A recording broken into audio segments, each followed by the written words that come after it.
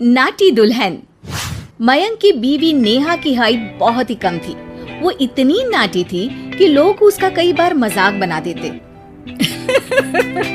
अरे नेहा, तेरे लिए तो मुझे किचन में टेबल रखना पड़ेगा।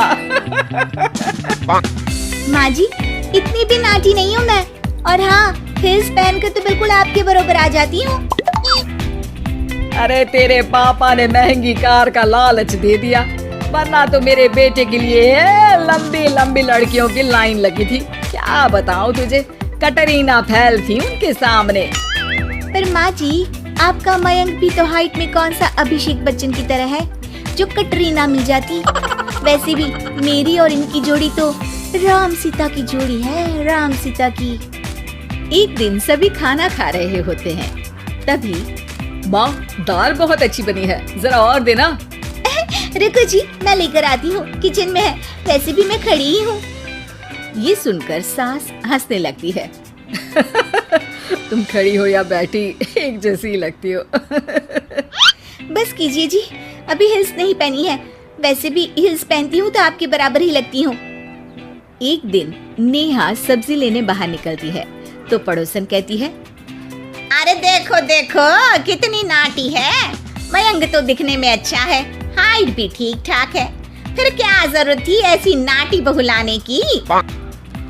दहेज बहन, दहेज। अंधे हो गए थे पैसों के पीछे, अब करे जगह साई। दोनों की बात नेहा सुन लेती है और उसे बहुत गुस्सा आ जाता है।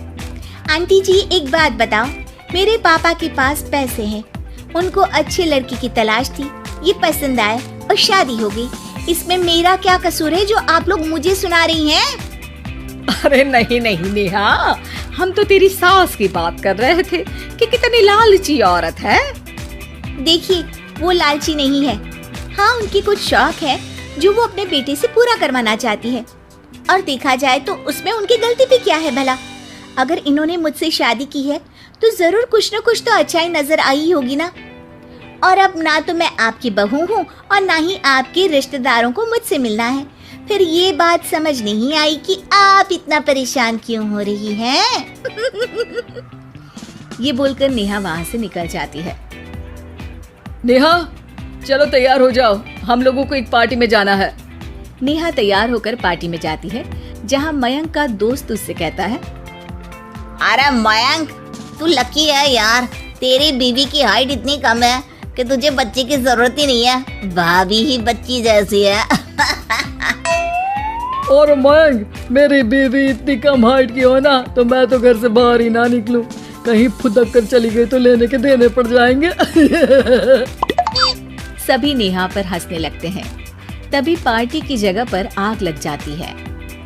अरे भागो यहाँ से, जल्दी करो, निकलो यहाँ से। अरे लेकिन बाहर के दरवाजे पर ही आग है, अब कैसे बाहर निकलेंगे? कोई रास्ता भी नहीं है। अरे रास्ता है ना, अगर कोई इस खिड़की से बाहर निकलकर अगर सामने के दरवाजे में आग को बुझा दे तो सब निकल सकते हैं। तभी नेहा उस छोटे से जरोखे से बाहर निकलकर आग को बुझा देती है। अरे वाह, भाभी जी ने तो आज हम सबको बचा लिया। वाह भाई वाह, बीवी हो तो ऐसी, अपने पति ही नहीं बल्कि यहाँ मौजूद सभी की जान बचा ली है इसने।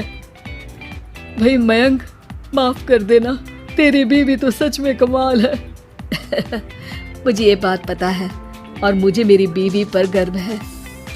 नेहा मुस्कुराकर अपने पति की तरफ देखती है।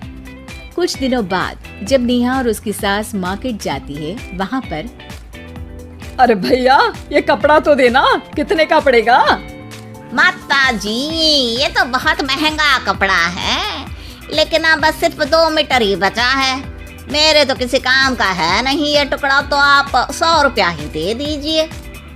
अरे भैया, तो मैं क्या करूंगी इस टुकड़े का, लेकिन वैसे है बड़ा ही सुंदर। तभी नेहा बोल पड़ती है, इसमें तो मेरी पूरी ड्रेस बन जाएगी। ये कहकर वो कपड़ा ले लेती है। अगले दिन नेहा वो ड्रेस पहनकर सास के सामने आती है। अरे वाह नेहा, ये ड्रेस तो बहुत ही सुंदर लग रही है, बड़ी महंगी होगी ना? अरे कपड़ा तो मैंने ही पसंद किया था, बस पूरा नहीं था तो इसने ले लिया। सिर्फ 200 रुपये की ड्रेस है ये पूरी। देखो माँ जी, नाटी होने का भी कम फायदा नहीं है। जैसे तैसे दिन कट रहे थे। सास और पड़ोसियों के मजाक बनाने का सिलसिला चल ही रहा था कि एक दिन मोहल्ले से जोर जोर से आवाज आती है, हाय रे मैं मर गई, भगवान मैं क्या करूं। अरे क्या हुआ? देखते हैं तो सभी एक हॉल के सामने भीड़ लगाकर खड़े हैं। मेरा बेटा प्रिंस गड्ढे में गिर गया है। पड़ोसन जोर जोर से रोने लगती है कि तभी वहां नेहा आ जाती है। रोइए मत, मैं प्रिंस को लेकर आती हूँ। ये बोलकर नाटी सी पतली सी नेहा गड्ढे में घुसकर बच्चे को बाहर ले आती है। अब क्या था, एक बार फिर नेहा के लिए पूरा मोहल्ला तालियां बजाता है। मुझे माफ कर दो नेहा, मैंने तुम्हारी हाइट का कितना मजाक उड़ाया था। कोई बात नहीं मौसी, प्रिंस ठीक है, ये बात है। अब वो दिन आता है जब सास नेहा की तारीफ करती है। वाह बहू वाह, तेरी तारीफें सुन सुनकर तो मैं खुश हो गई। आज तो तूने ये साबित कर दिया कि समाज में इंसान अपने रंग रूप और लंबाई चौड़ाई से नहीं बल्कि साहस और हौसले से काबिल कहलाता है। मुझे माफ कर देना बेटा।